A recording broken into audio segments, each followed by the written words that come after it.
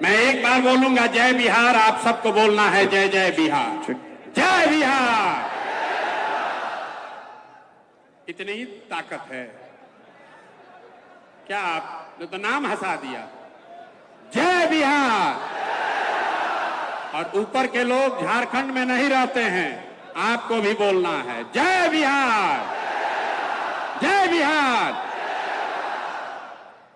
शुक्रिया आपका सबका यहां समय निकाल कर आने के लिए। आप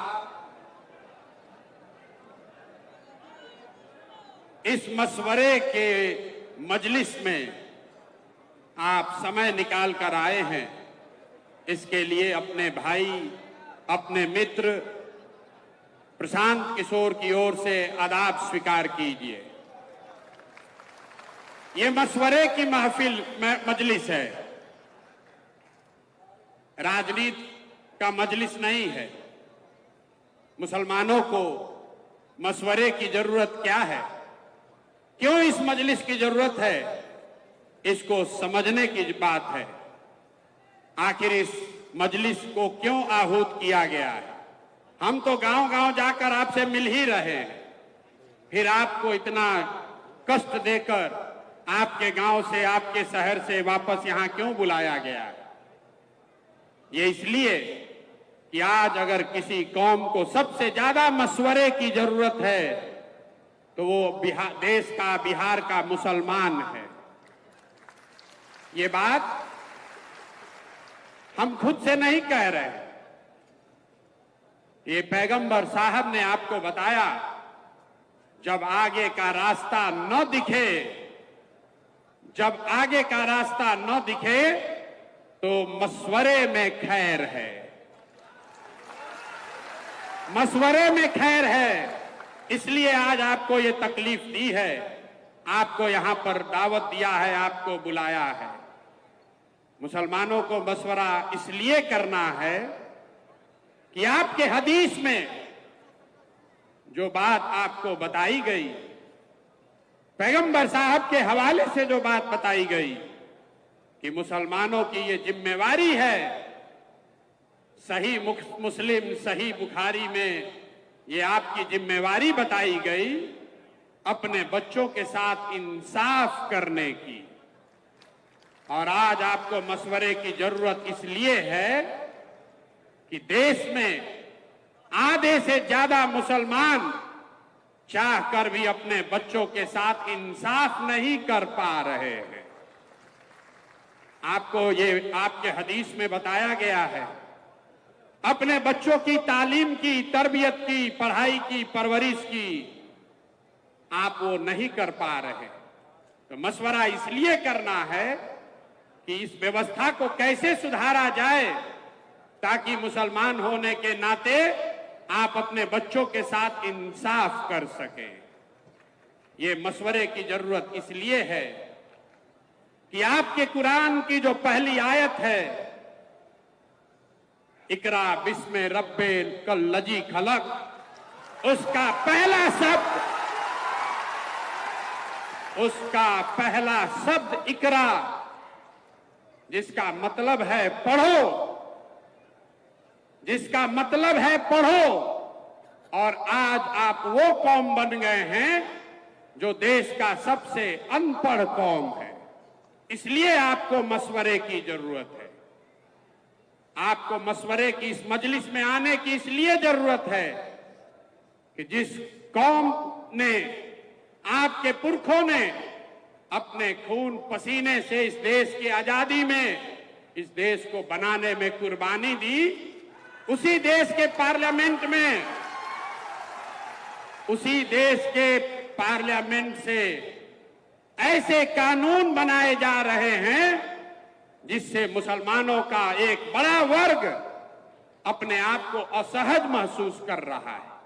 उसी पार्लियामेंट से सीए एनआरसी का कानून बन गया, उसी पार्लियामेंट से वक्फ बोर्ड की नई कहानी लिखने की कोशिश की जा रही है।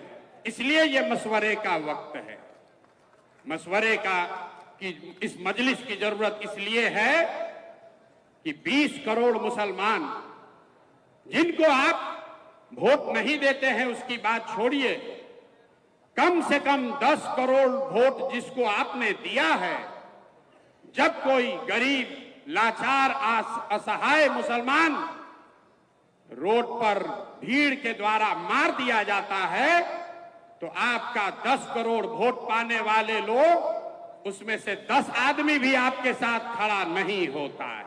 इसलिए मशवरे की जरूरत है, इसलिए ये आज मजलिस बुलाई गई है, इसलिए ये मजलिस बुलाई गई है कि मिलकर मशवरा करके कोई ऐसा रास्ता निकालें कि इन बातों पर अमल किया जा सके। मैं प्रशांत किशोर आपका नेता नहीं हूं, मैं आपका रहनुमा न हूं, न होने का दावा करता हूं। जन सुराज कोई दल नहीं है, जन सुराज दल नहीं है, जन सुराज वो व्यवस्था है, वो सोच है कि इन सारे मशवरे के बाद जो चीज तय की जाए उसको ईमानदारी से जमीन पर अमल किया जा सके, इसलिए आज आपको बुलाया है। मैं वही प्रशांत किशोर हूं जिसने नरेंद्र मोदी को 2014 में चुनाव जीतने में मदद किया था। उस नजरिए से यहां बैठे हुए बहुत सारे मुसलमान भाई ये कह सकते हैं कि जिस लड़के ने, जिस शख्स ने नरेंद्र मोदी की मदद की है उसके साथ उसको अपना साथी बनाकर कैसे चले। बात तो ठीक है, मोदी को हमने बनाया नहीं है, लेकिन वहां पहुंचने में अपना कंधा जरूर लगाया है। लेकिन अगर आप मेरे परिचय का ये हिस्सा जानते हैं कि 2014 में हमने मोदी को जिताने में कंधा लगाया है, तो यहां बैठे हुए बहुत सारे शख्स ये भी जानते हैं कि 2015 से 2021 तक इस देश में मोदी और भाजपा जहां कहीं भी चुनाव हारे हैं, हराने वाला दल और नेता कोई भी हो, उन नेताओं और दलों के पीछे भी इसी प्रशांत किशोर ने कंधा लगाया है। ये मेरा परिचय है, इसको जान लीजिए। ये परिचय का दोनों पहलू है, इसको अपने कसौटी पर कस लीजिए, आंख बंद करके भरोसा मत कीजिए। मैं यहां आया हूं इस मजलिस में आपको ये कहने कि जन सुराज क्या है, आपकी बदहाली की फटहाली की चर्चा करने आया हूं। उसके कारण बताऊंगा, लेकिन उसके साथ साथ आपको उससे निकलने का रास्ता भी दिखाऊंगा।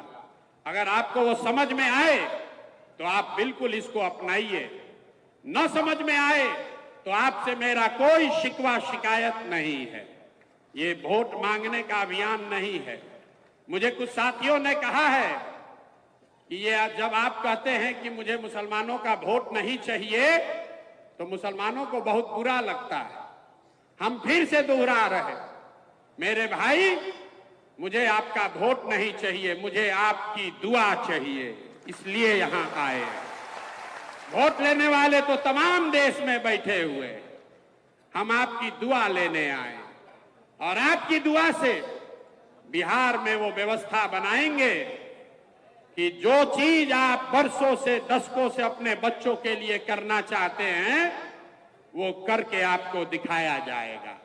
और एक और भरोसा रखिए, जो लोग भी प्रशांत किशोर को जानते हैं, अगर हमने आपकी मदद से, आपके दुआओं से बिहार में ये व्यवस्था बना दी तो लिख के रखिए, ये बिहार से शुरू हो रहा है लेकिन बिहार में रुकेगा नहीं, ये रुकने वाला नहीं है। इसलिए आपको आज दावत देकर बुलाया है। सबसे पहले ये आप समझिए कि मुसलमानों की इतनी दुर्दशा है क्यों।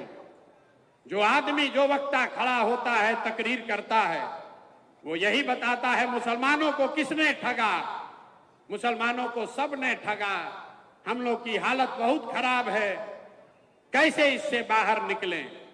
आप में से कोई लोग कांग्रेस को दोषी बता रहे हैं, कुछ लोग बता रहे हैं कि लालू जी ने ठग लिया, कोई नीतीश को दोष दे रहा है, भाजपा को तो लोग बता ही रहे हैं। लेकिन जो मैं बात गांव-गांव में घूमकर कहता हूं, मैं आपको बता रहा हूं मुसलमानों की बदहाली क्यों है। मुसलमानों की ये बदहाली इसलिए है कि आपके कौम में पैगंबर साहब ने बताया कि जिस कौम को अपने रहनुमाओं की समझ न हो, उसके ऊपर जालिम हुक्मरानों को मुसल्लत कर दिया जाता है। ये हम नहीं कह रहे, ये हम नहीं कह रहे, ये तो बात पैगंबर साहब ने कही है। अगर आपको लगता है कि जो भी हुक्मरान है, किसी दल का हो, कोई भी व्यक्ति है, अगर वो जालिम है या आपके बच्चों की चिंता उसको नहीं है, तो बात अगर पैगंबर साहब ने कही है तो वो गलत नहीं हो सकती है। आधा बात मत पढ़िए। आपके ऊपर जालिम हुक्मरान कब बैठाए जाएंगे? जब आप गलत रहनुमाओं का चुनाव करेंगे। तो आपने पीछे जिसको भी चुना, उसको चुनने में जो गलती हुई, उसी वजह से आज आपकी ये बदहाली है। सच्चर कमेटी का रिपोर्ट हर मुसलमान पढ़ता बताता है। सच्चर कमेटी के रिपोर्ट में बताया गया कि इस देश में दलितों के बाद सबसे ज्यादा गरीब, पिछड़ा, बदहाल अगर कोई है तो वो मुसलमान हैं। तो मेरे भाई, सच्चर कमेटी का रिपोर्ट आया 2006 में। 2006 से पहले, आजादी के बाद 2006 तक इस देश में भाजपा का शासन नहीं था। तब तो उन्हीं लोगों का शासन था जिसको आपने अपना रहनुमा बनाया था। तो आखिर आपकी इतनी दुर्दशा हुई कैसे?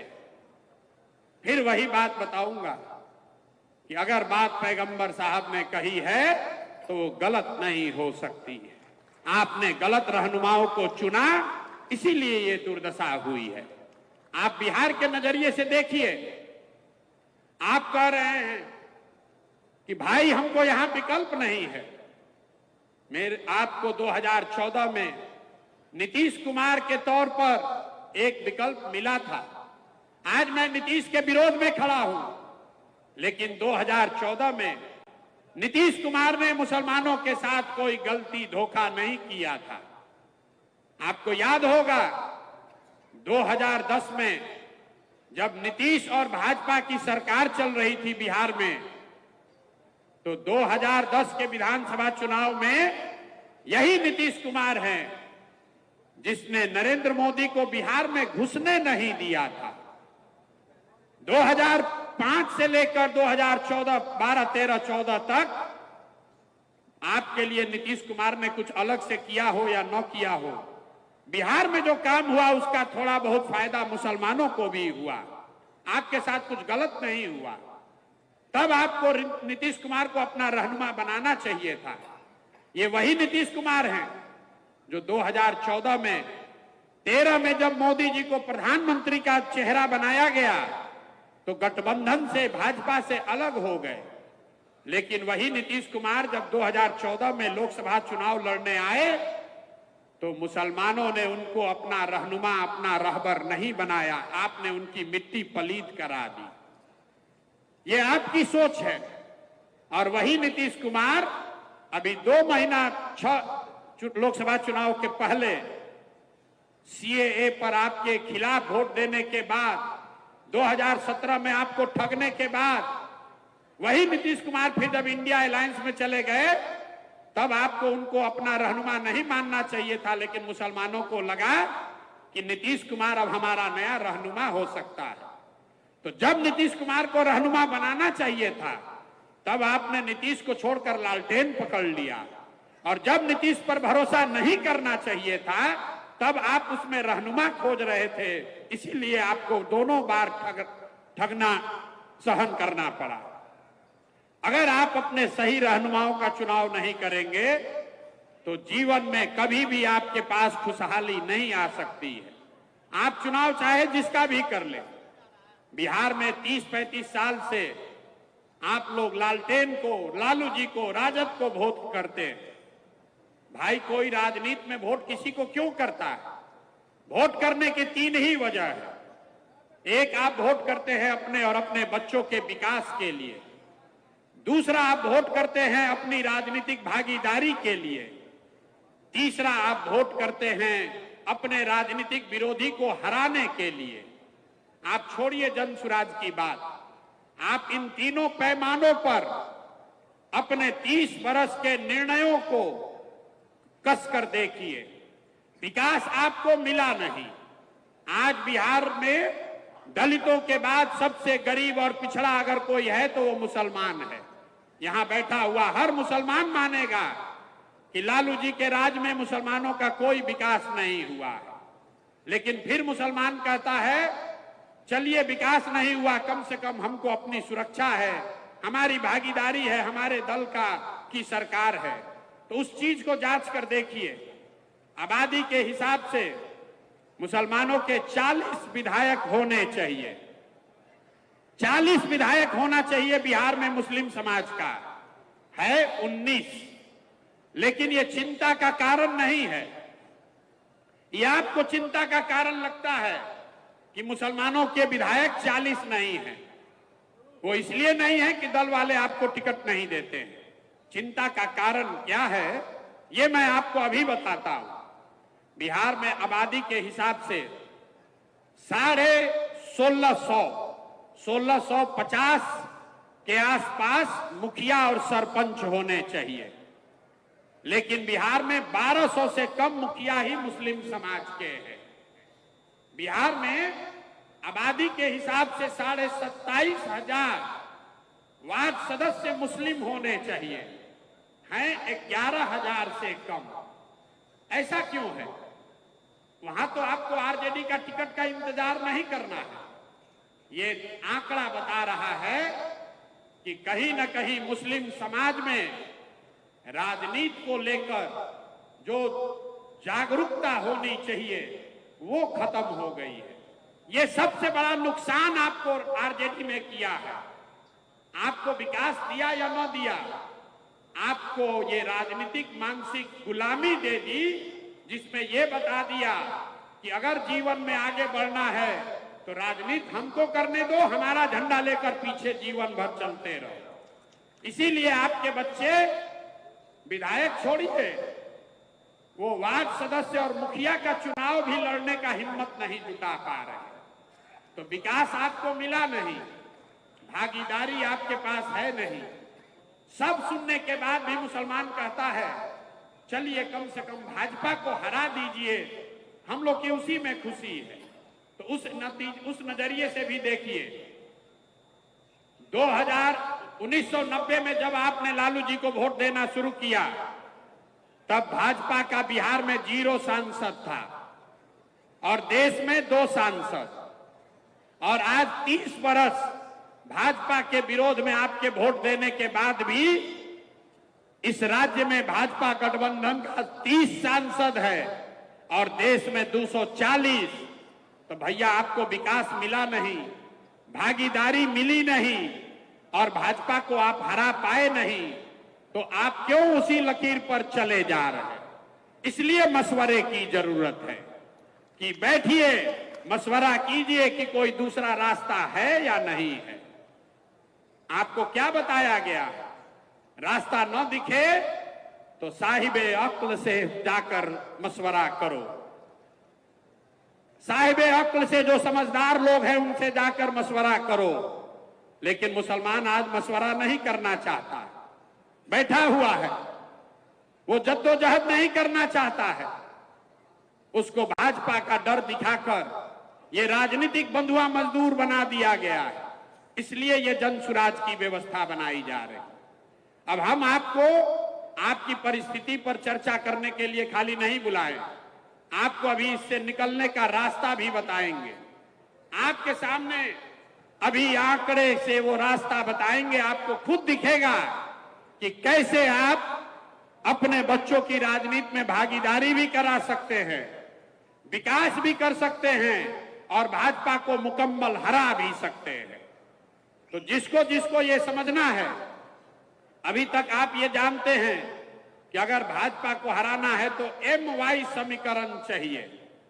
यही आपको बताया गया है पिछले 30 साल में MY समीकरण होगा तो उससे हम लोग भाजपा को हरा देंगे, लेकिन उस सारे समीकरण से आप भाजपा को अभी तक नहीं हरा पाए। ऐसा क्यों? ऐसा इसलिए कि अब MY समीकरण कहीं बचा ही नहीं है। अब समीकरण है YM। जहां Y खड़ा होता है वहां पर मुकम्मल M समाज के, मुसलमान समाज के लोग उसको वोट देते हैं। लेकिन जैसे ही मुसलमान खड़ा होता है तो आधे से ज्यादा Y समाज के लोग हिंदू मुसलमान के नाम पर जाकर भाजपा को वोट देता है। अब तुरंत कोई कहेगा कि ये तो यादव लोग हमको धोखा दे रहे हैं। नहीं, ये यादवों की गलती नहीं है। अगर ये समीकरण आप सवर्ण के साथ, ब्राह्मण के साथ, दलित के साथ, कुशवाहा के साथ बना लीजिए तो भी यही होगा। जब वो खड़े होंगे तो आप उसको मुकम्मल वोट दीजिएगा, लेकिन जैसे ही आप खड़े होइएगा तो विचारधारा की तलवार से आधा लोग उसमें कट के हिंदू मुसलमान के नाम पर आपके खिलाफ में वोट करेगा। ऐसा क्यों है?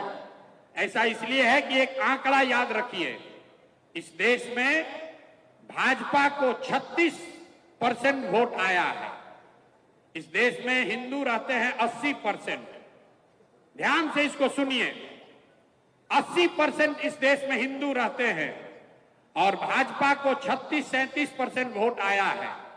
इसका मतलब है कि करीब करीब आधे हिंदू आज भाजपा को वोट नहीं दे रहे, भाजपा को वोट दे रहे हैं।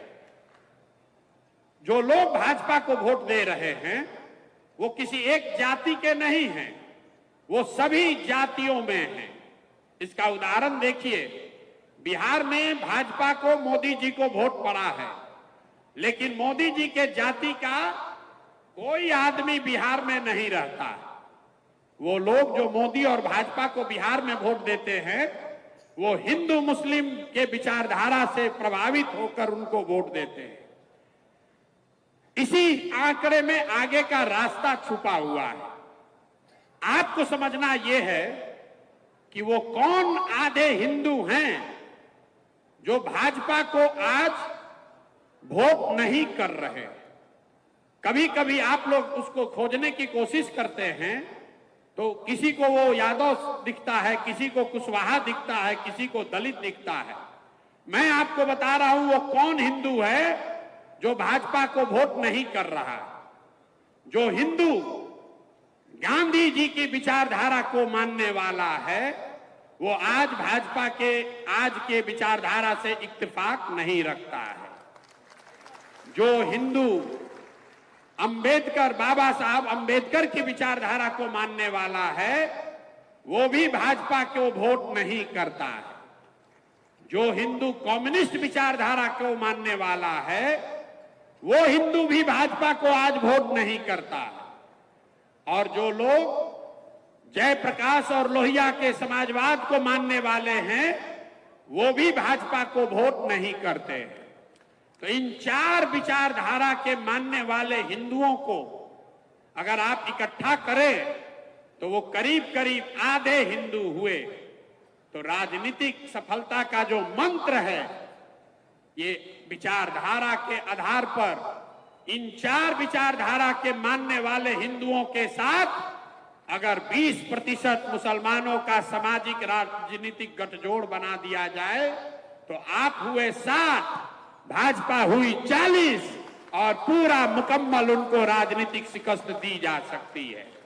इसी विचारधारा पर, इसी फॉर्मूले पर यह जन सुराज की नींव रखी गई है कि जाति के आधार पर नहीं, धर्म के आधार पर नहीं, विचारधारा के आधार पर जो लोग आज भाजपा से लड़ना चाहते हैं उनके साथ सामाजिक राजनीतिक गठजोड़ अगर मुस्लिम समाज के लोग बना दें तो आपको हर चुनाव में सफलता मिलनी ही मिलनी है। यहीं पर ओवैसी साहब जो कह रहे हैं और जनसुराज जो कह रहा है यही फर्क है। ओवैसी साहब ये कह रहे हैं कि मुसलमानों को अपने पैर पर खड़े होकर अपना राजनीतिक वजूद बनाने के लिए लड़ाई लड़नी चाहिए। जन सुराज ये कह रहा है कि मुसलमानों को अपने पैर पर खड़े होकर अपना राजनीतिक वजूद बनाना चाहिए, लेकिन अकेले नहीं, उन आधे हिंदुओं के साथ करना चाहिए जो विचारधारा के आधार पर आपके साथ चलने को तैयार है। एक बार आपने ये कर लिया तो ये थियरी नहीं है। जो लोग हमको जानते हैं उनको पता है, प्रशांत किशोर को और कुछ आए चाहे नहीं, चुनाव लड़ाने आता है। एक दो राज्य में नहीं, हमने 10 राज्य में ये करके देखा है। आप बगल का राज्य है बंगाल, वहां पर 27% मुसलमान रहता है, और जब हमने दीदी का कैंपेन किया उनको वोट आया 49%, मतलब 70% में, वहां 70% करीब हिंदू है। आधे हिंदुओं को मैंने मुसलमानों के साथ जोड़ा, तब दीदी को उतनी बड़ी सफलता मिली। तो अगर ये काम पहले किया गया है तो इसको बिहार में भी किया जा सकता है, इसलिए आपको दावत देने आए। इस चीज को आत्मसात कीजिए और आपको सफलता मिलेगी ही मिलेगी। लोहे को लोहा काटता है। आपकी जिनसे लड़ाई है वो विचारधारा आधारित व्यवस्था है। आपकी लड़ाई भाजपा से नहीं है, आपकी लड़ाई मोदी शाह से नहीं है, आपकी लड़ाई संघ से है जो विचारधारा आधारित व्यवस्था है। वो एक दिन में गांधी मैदान में रैली करके नहीं बना है, वो एक चुनाव के लिए नहीं बना है, वो पिछले 40-50 सालों में उस विचारधारा के मानने वाले लोगों ने एक एक कतरा करके धीरे धीरे उसको बनाया है। तो अगर संघ की विचारधारा से लड़ना चाहते हैं तो उसका एक ही हथियार है, महात्मा गांधी की विचारधारा को पुनर्जीवित किया जाए। वही एक धारा है, दूसरा कोई उपाय नहीं है। तो जन सुराज वही प्रयास है, महात्मा गांधी की विचारधारा को फिर से पुनर्जीवित किया जाए, जिसमें गांधी, अंबेडकर, कम्युनिस्ट और समाजवाद को मानने वाले लोग मुसलमानों के साथ मिलके सामाजिक राजनीतिक ऐसा गठजोड़ बनाए जिसको कोई चुनाव में हरा नहीं सकता है। इसीलिए मैं रोज कहता हूं कि जीतेगा जन सुराज ही, जीतेगा जन सुराज ही। जब मैं कहता हूं मुसलमानों का वोट नहीं चाहिए, उसके पीछे भी यही सोच है। हम कितना भी समझा लें, अगर आप हमको वोट नहीं भी दीजिएगा तो भी जो ये विचारधारा के आधार पर हिंदू लड़ रहे हैं आज भाजपा से, वो जन सुराज के हिस्सा हैं, और उनकी ताकत से, उनकी मदद से आपको निश्चित तौर पर बिहार में अगले साल जीत कर हम दिखाएंगे। अगर आपने तय किया, अगर आपने तय किया, आपने अपना कंधा लगाया, तो निश्चित तौर पर यह लड़ाई हमारे लिए थोड़ी आसान हो जाएगी। लेकिन अगर आप तय नहीं कर पाए, आपने हमको साथ देने का भी मन नहीं बनाया, तो भी आपसे हमको कोई शिकवा शिकायत नहीं है। जीतने के बाद आपको फिर से निमंत्रण देंगे, फिर से बुलाएंगे और फिर से आपसे आग्रह करेंगे कि हमारे साथ चलिए। उस समय भी आपको साथ लेकर चलेंगे। फर्क बस इतना है कि जब चुनाव जीतने के बाद आपको बुलाएंगे तो ये जो 2 बरस आपने कंधा नहीं लगाया, इसका आपसे हर्जाना पूरा वसूलेंगे, इसका हर्जाना वसूलेंगे भाई। मुफ्त में कुछ नहीं मिलता है। आज साथ में चलिएगा तो कोई हर्जाना नहीं है। जीतने के बाद आइएगा तो इसी सभागार में, आपके गांव में, जहां पर भी आपको साथ लेकर चलने आएंगे, वहां पर अपने खर्चा से सेवई का व्यवस्था करके रखिएगा जरूर, क्योंकि जीत के खुशी का सेवई भी आपसे ही खाएंगे और फिर आपको साथ लेकर चलेंगे। तय आपको करना है। अभी साथ में चलना है, लब्बैक अभी कहना है कि चुनाव के बाद कहना है? लब्बैक अभी कहना है कि चुनाव के बाद कहना है? जरा एक बार हाथ उठाकर बताइए, हाथ उठाकर जिसको लब्बैक कहना है बताइए, खड़े होकर बताइए लब्बैक कहने को तैयार हैं। मान लें सबको, बैठ जाइए। सबने आपको एक दूसरे के साथ देखा है। पूरे मंच को साक्षी रख के इस सभागृह में बैठे, इस मजलिस में बैठे सबको साक्षी रखकर आपने लब्बैक कहा है। आपने कहा है लब्बैक इसलिए नहीं कहा है कि जनसुराज को वोट देना है। लब्बैक इसलिए कहा है कि हम लोग मिलके वो व्यवस्था बनाएंगे कि अपने बच्चों के साथ इंसाफ कर सकें। अब एक बार अपने बच्चों के साथ इंसाफ कर सके ऐसी व्यवस्था बनाने के लिए जो जो लब्बैक कहना चाहता है हाथ उठाइए, उठाइए हाथ फिर से। और लब्बैक कहने को तैयार हैं कि नहीं हैं? आपके बच्चों के साथ इंसाफ होना चाहिए कि नहीं होना चाहिए? होना चाहिए।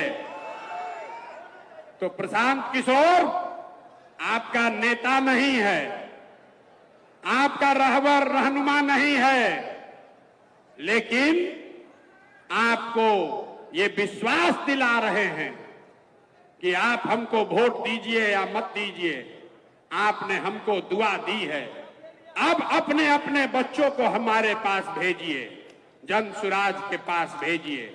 आपके गांव में, आपके पंचायत में, आपके इलाके में कोई भी लड़का, चाहे वो जितने भी गरीब परिवार का हो, अगर उसमें राजनीति की सलाहियत है, अगर वो राजनीति करना चाहता है, उसके पास पैसा नहीं है तो कोई बात नहीं है, उसके पिताजी, उसके घर वाले राजनीति में बड़ा चेहरा नहीं है तो कोई बात नहीं है। पैसे का चिंता, व्यवस्था का चिंता अपने भाई, अपने बेटे प्रशांत किशोर पर छोड़िए, लेकिन उन बच्चों को भेजिए, उन बच्चों को मेरे पास भेजिए, जनसुराज के पास भेजिए। इस पूरे सभा में आपको साक्षी रखकर ये बता रहे हैं, अगर अपने समाज से किसी बच्चे को भेजोगे तो उसको प्रशिक्षित भी मैं करूंगा और जनसुराज के खर्चे पर चुनाव भी निश्चित तौर पर लड़ाऊंगा। ये देखिए खड़ा होकर कह रहे हैं अफाक अहमद, पहली बार बिहार के उच्च सदन विधान परिषद में आपके समाज का कोई आदमी चुनकर गया है। इनको लालू जी ने नहीं भेजा है, कांग्रेस में थे, कांग्रेस ने नहीं भेजा है, जनसुराज ने अपने कंधे पर बैठाकर इनको सदन में भेजा है। तो हमको आपसे वोट मांगने बहुत लोग आते हैं, हमने आपसे आपकी दुआ मांगी है और हम आपसे अपने आपके समाज से बच्चे मांग रहे हैं। हर पंचायत से, हर आपकी 2.5 करोड़ की आबादी है बिहार में, आप हमको हर पंचायत से 5, 7, 10 ऐसे बच्चे निकाल कर दीजिए जिनको राजनीति सिखाया जा सके, जिनको वार्ड सदस्य लड़ाया जा सके, जिनको मुखिया सरपंच बनाया जा सके।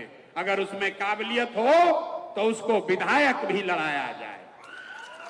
अब यहां जो लोग बैठे हैं, इधर जो बैठे हैं वो कम, लेकिन जो इधर बैठे हैं उनका इसमें कोई दिलचस्पी नहीं है कि मुखिया लड़ाइएगा कि नहीं। इनका दिलचस्पी है कि विधायक कैगो लड़ाइएगा, ये बताइए, है कि नहीं है? तो हमने घोषणा की है, सिर्फ मुसलमानों के लिए नहीं, 2 अक्टूबर को जब ये आपका दल बन रहा है तो समाज में जिसकी जितनी आबादी है, वो चाहे सामान्य वर्ग का हो, वो दलित समाज का हो, अति पिछड़ा हो, ओबीसी हो, यादव हो, कुशवाहा हो, मुसलमान हो, जिसकी जितनी संख्या है उसको उतनी भागीदारी निश्चित तौर पर दी जाएगी। और वो भागीदारी प्रशांत किशोर नहीं देंगे। मैं ऐसी व्यवस्था बना रहा हूं कि वो चूंकि व्यवस्था के मालिक ही आप होंगे तो आपके साथ कोई गलती नहीं कर सकता है। तो 2 अक्टूबर को जब ये जन सुराज दल बनेगा तो 1 करोड़ बिहार के लोग जो मिलकर इसको बना रहे हैं, उसमें हमसे लिख कर ले लीजिए 18 लाख मुसलमान भी शामिल होगा। गांव गांव जाकर मैंने मुसलमान भाइयों के हाथ जोड़े हैं, उनको समझाया है कि आइए ये व्यवस्था बन रही है, इसमें जुड़िए, इसके मालिक और मुखिया बनिए। जब ये दल बनेगा और 2 तारीख को इसके 25 लोगों के नेतृत्व की घोषणा की जाएगी, तो उसमें 4 या 5 मुसलमान साथी भी चुनकर आएंगे जो इस दल का नेतृत्व करेंगे। इसमें कोई अल्पसंख्यक प्रकोष्ठ नहीं है, कोई प्रकोष्ठ नहीं। जो दल है वो एक ही दल है और उसमें 20% की आपकी भागीदारी सुनिश्चित है। बच गया विधानसभा, तो विधानसभा में 18% आपकी आबादी के हिसाब से जहां पर भी आपकी दावेदारी बनती है, कम से कम 40 विधायक आपके जरूर लड़ाए जाएंगे। लेकिन इससे आगे भी बात कह रहे हैं। कुछ लोग कह रहा है कि तो वोट काट सकते हैं। तो आपने आज तक जिसको रहनुमा बना के रखा है, इस मंच से सीधी आपके जरिए उनको घोषणा चुनौती दे रहे हैं। जहां पर भी राजद के लोग आपके समाज के लोगों को टिकट देंगे, जहां पर भी आपके समाज के लोगों को राजद के लोग टिकट दें, आप उनसे स्वीकार करा लीजिए, जन सुराज वहां मुसलमान उम्मीदवार नहीं खड़ा करेगा। अगर उनमें दम है, अगर उनमें दम है तो ये ऑफर को स्वीकार करके दिखा दें। हम ऑफर दे रहे हैं, सामने आपके कह रहे हैं। आपने भरोसा करके लब्बैक कहा है, तो हम आपको कह रहे हैं, जहां पर जो आप 19 साथी लड़कर जीते हुए हैं, उनके खिलाफ हम मुसलमान कैंडिडेट नहीं उतारेंगे। लेकिन जहां पर मुसलमानों की भागीदारी है, वहां पर उनको भी बंटवारा नहीं करना होगा। आपको दूध का दूध, पानी का पानी हो जाएगा कि किसको आपके समाज की चिंता है और किसको अपने लालटेन और अपने रोशनी की चिंता है। हमारे लिए आप किरासन तेल नहीं है, आप हमारे लिए जन सुराज के लिए किरासन तेल नहीं है। लालटेन में आप जल रहे हैं, रोशनी कहीं और हो रही है। जल रहा है आपके बच्चों का भविष्य, रोशनी कहीं और हो रही है। तो मेरे भाई जगिए और इस तरह के मशवरे गांव-गांव में, ये मशवरे की मजलिस, इसका आज आगाज कर रहे हैं। गांव-गांव में, पंचायत में जाकर लोगों को ये बताइए, क्योंकि ये बात पैगंबर साहब ने कही कि मां की गोद से कब्र तक इल्म हासिल करने के लिए जरूरत पड़े तो चाइना भी जाओ। आप तो बापू सभागार में आए हैं। आपके अपने समाज में बच्चों के राजनीतिक इल्म की व्यवस्था करने की जिम्मेवारी जन सुराज की है। अगर उसमें क्षमता है तो उसको चुनाव लड़ाने की गारंटी भी जन सुराज की है।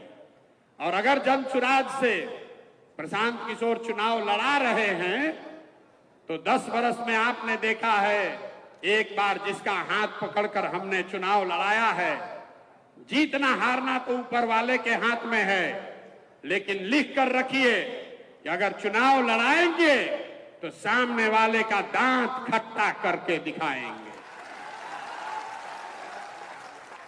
अब 1-2 साथियों का मैं परिचय कराना चाहता हूं। एक साथी अभी 2 दिन पहले जुड़े हैं, मैं चाहूंगा कि 2 मिनट एक बार आप लोग जोरदार तालियों से इनका स्वागत कीजिए और 2 मिनट में इनसे चाहूंगा कि ये बताएं कि 10 वर्षों से संघर्ष के बाद इनकी पार्टी है, क्यों जन सुराज में जुड़ रहे हैं। अस्सलाम वालेकुम एवरीबॉडी। तमाम हाज़रीन मजलिस, आप तमाम लोगों को ये बताते हुए बहुत खुशी हो रही है कि मैं आज जनसुराज का एक हिस्सा बन रहा हूं। हिस्सा बनने की वजह क्या है वो आप बहुत आसानी से प्रशांत किशोर ने जो कहा आप उसको समझ गए। यही वो वजह है कि आपकी सियासी हिस्सेदारी मिले। वो सारी बातें इन्होंने कह दी, मैं तो सिर्फ एक शेर पे ही इस बात को कह दूंगा कि साहब मिटा दे अपनी हस्ती को, अगर कुछ मर्तबा चाहे कि दाना खाक में मिलके गुले गुलजार होता है, सब जनसुराजी बनिए और यहां शरीक हो जाइए। यही वो वक्त है, आजादी के बाद पहली बार आपको एक ऐसा मौका मिला है, एक ऐसी पार्टी बन रही है जो आपको बता रही है कि आप आइए, हम आपको आपके आबादी के तनासुब से हिस्सेदारी देंगे। जब आपको आपके आबादी के हिसाब से हिस्सेदारी मिलेगी तो यकीन जानिए वो तमाम मुश्किलें जिसकी वजह से आज आप परेशान हो रहे हैं, आए दिन सीए एनआरसी पे प्रशांत बाबू ने आपको बता दिया, ये तमाम चीजें जो बन रही है, क्यों आज आप जितनी मीटिंग बुला लें कुछ नहीं होने वाला है जब तक आप वहां नहीं पहुंचेंगे। और वहां पहुंचेंगे कब? जब आपके अंदर सियासी सूझबूझ होगी, सियासत करना जानेंगे। वही सियासत जो आज प्रशांत किशोर बता रहे हैं और आपको दावत भी दे रहे हैं कि आप आइए और आके इनसे जुड़िए, सियासत सीखिए। सियासी हिस्सेदारी के बगैर आपको कुछ नहीं मिल सकता। जब तक आप अपने हक के लिए खुद नहीं खड़े होंगे, अपने आप को खुद आगे नहीं बढ़ाएंगे, कोई ताकत आपको नहीं बढ़ा सकती। किसी लालू ने नहीं ठगा, किसी कांग्रेस ने नहीं ठगा, आप ठगे गए। आप अपने घर का मुहाफिज दूसरे को बनाएंगे, आप ठगे जाएंगे। आज जिस तरीके से खुले दिल से कह रहे हैं प्रशांत जी, अगर इस वक्त भी हम नहीं आए और हम नहीं सुधरे तो यकीन जानिए दुनिया की कोई ताकत हमको नहीं सुधार सकती। यही बहुत कह करके मैं अपनी बात खत्म करता हूं और शुक्रिया। मैं इनसे गुजारिश कर रहा हूं कि अपने साथ मुझे जोड़। बहुत बहुत अशफाक साहब का बहुत बहुत धन्यवाद। इन्होंने कहा कि इन्होंने खुले मन से कहा है भागीदारी का। इस देश में भागीदारी की बात पहले भी हुई होगी। हम सिर्फ भागीदारी की बात नहीं कर रहे, हम आपको सिर्फ टिकट नहीं देंगे, आपको अपने खर्चे पर, जनसुराज के खर्चे पर लड़ाएंगे भी। सिर्फ भागीदारी की बात नहीं है। नाम पूरा करने के लिए हारने वाले सीट पर किसी मुसलमान को दे दिया, जिस मुसलमान को दिया उससे भी 2-4 करोड़ रुपया ले लिया। ये सियासत आप देखते आए हैं। हम आपके समाज से भी चोर बदमाश ठग को नहीं खड़ा करना चाहते। आप अपने समाज के सबसे अच्छे, सबसे बेहतर, जिस पर आपका भरोसा है उसको भेजिए। ये चिंता मत कीजिए कि उसके पास चुनाव लड़ने का पैसा है कि नहीं है। अफाक अहमद पैसे से एमएलसी नहीं बने। जनसुराज ने एक बार तय कर लिया कि आदमी अच्छा है तो इसको कंधे पर बैठाकर सदन में पहुंचाए। तो अगर आप आगे ये समझ रहे हैं, तुरंत अभी हम कहेंगे, अभी तुरंत आप देख रहे हैं कि जब से जनसुराज की ये चर्चा शुरू हुई है, आप में जितने लोग बैठे हैं राजनीति से जुड़े हुए, सबके पास सामने से फोन आ रहा है। तो और कुछ कीजिए या मत कीजिए, मेरा इतना धन्यवाद ये इसलिए कीजिए कि कम से कम आपको पूछना तो शुरू किया।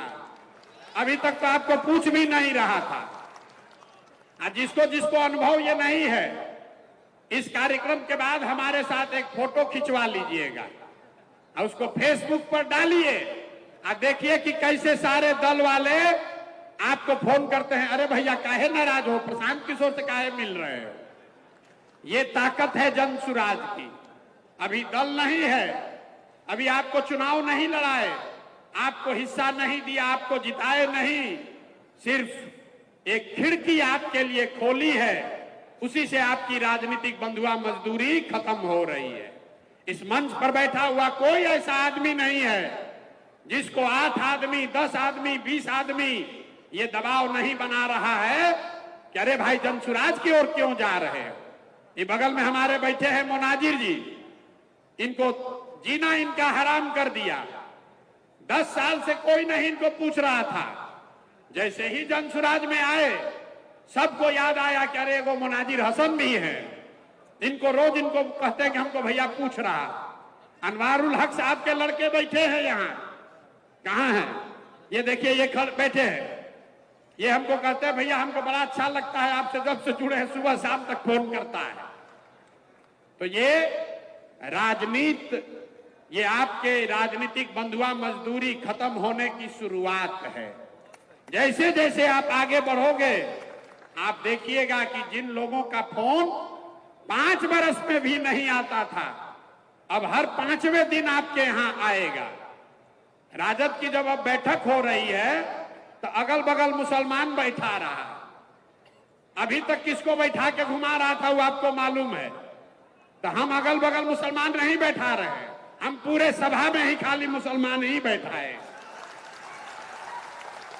ये आज के जमाने में लोग कहता है कि मुसलमान बगल में रहेगा तो पोलराइज हो जाएगा, और नेताओं का तो छोड़िए, मुसलमान भी कहता है कि भैया हम लोग बगल में दिखेंगे तो पोलराइज हो जाएगा। हम आपको खुले मन से कह रहे हैं मीडिया कैमरा के सामने, आप आइए बैठिए हमारे साथ, कोई पोलराइज नहीं होने वाला, कोई नहीं पोलराइज होने वाला है। हम नहीं डरते हैं उससे, बिल्कुल। आपने लब्बैक कहा है तो एक ही वादा आपको कर रहे हैं, जिस ईमानदारी और शुद्धता से इस अभियान को शुरू किया है, जीवन में चाहे कुछ भी हो जाए, उस ईमानदारी और शुद्धता में आंच नहीं आने देंगे। एक पैसा भी आगे पीछे नहीं हो सकता है। आपको तय करना है कि आपको ईमानदार प्रयास के साथ चलना है कि मजबूत दिखने वाले प्रयास के साथ चलना है। एक नए पौधे को सींचना है कि पुराने मरे हुए पेड़ को सींचना है। इस पौधे को सींचिएगा तो यही बड़ा होकर फल भी देगा और आपको बुढ़ापे में छाया भी देगा। और नहीं मरे हुए पेड़ में खून भी से भी सींचिएगा तो उसमें न फल लगने वाला है, न उसमें आपको छाया मिलने वाली है। अब 2 मिनट आप यहाँ अलीगढ़ मुस्लिम यूनिवर्सिटी के प्रोफेसर आए हुए हैं हक साहब, मैं उनसे गुजारिश करूंगा कि 2 शब्द अपने रखें। और आप इतनी दूर से आए हैं तो 10 मिनट और रहकर सबकी बात सुनिए, खाली हमारी बात सुनने से नहीं होगा। 2 मिनट हक साहब की बात सुनिए। एक बार जोरदार ताली बजाकर इनका अभिवादन तो कीजिए।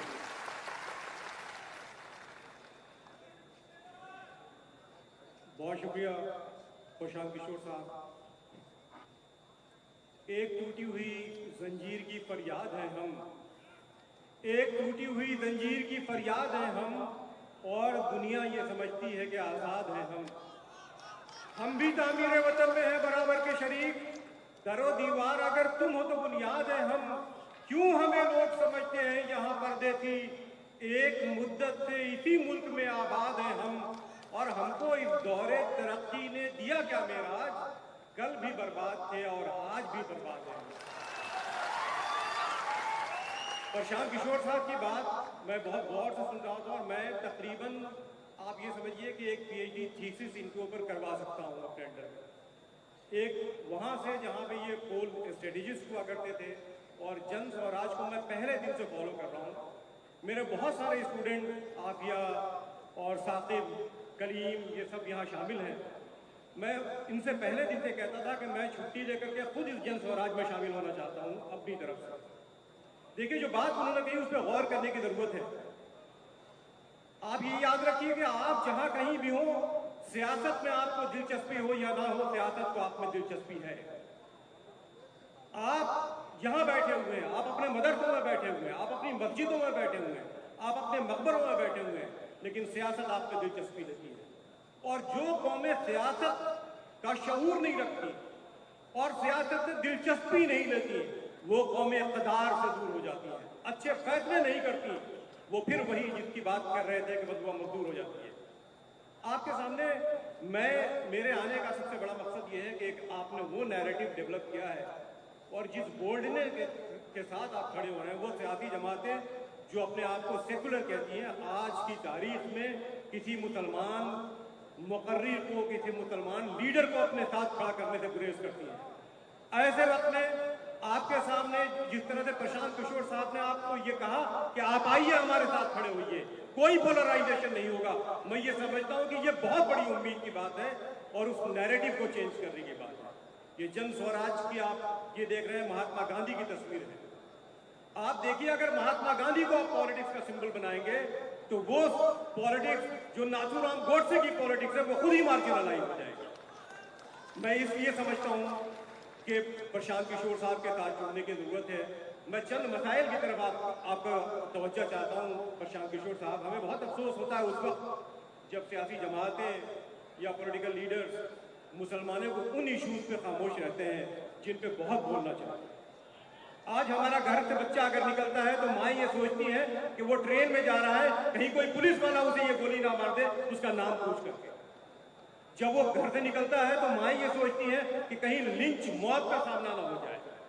और ये हिंदुस्तान में खुसूसन इस सूबे में भी लिंचिंग हुई है, उस पर जो मुजरिमाना खामोशी, जो क्रिमिनल साइलेंस मेंटेन करते हैं पॉलिटिकल पार्टी के लीडर्स और जो वोट लेते हैं उनको, उनकी मजम्मत करनी चाहिए। दूसरी अहम बात कि हमारे नौजवानों की बहुत बड़ी तादाद में गिरफ्तारियां हो रही हैं, उसमें हम जानते हैं कि वो इनोसेंट है। इस पे बहुत सारे ऐसे गार्जियन आपको मिल जाएंगे जो आपसे आके बताएंगे कि उनको बेजा जेलों में डाल दिया गया है, उनका केस करने वाला कोई नहीं है। नौजवानों की बेजा गिरफ्तारियां मुसलमानों के लिए एक बड़ा मसला बना हुआ है। और उससे सिर्फ ये कि किसी इलाके में कुछ लोग अगर पॉलिटिकल एक्टिविस्ट होते हैं, उन्हें गिरफ्तार करके जब जेल में डाल दिया जाता है तो उस इलाके में नौजवानों का हौसला टूट जाता है और वो फिर अपने आप को विड्रॉ कर लेते हैं। मुझे बहुत खुशी की बात है कि एक बहुत बड़ी तादाद में नौजवान आपके साथ आए। और तीसरी अहम बात कि आपने पॉलिटिकल लीडरशिप दी है।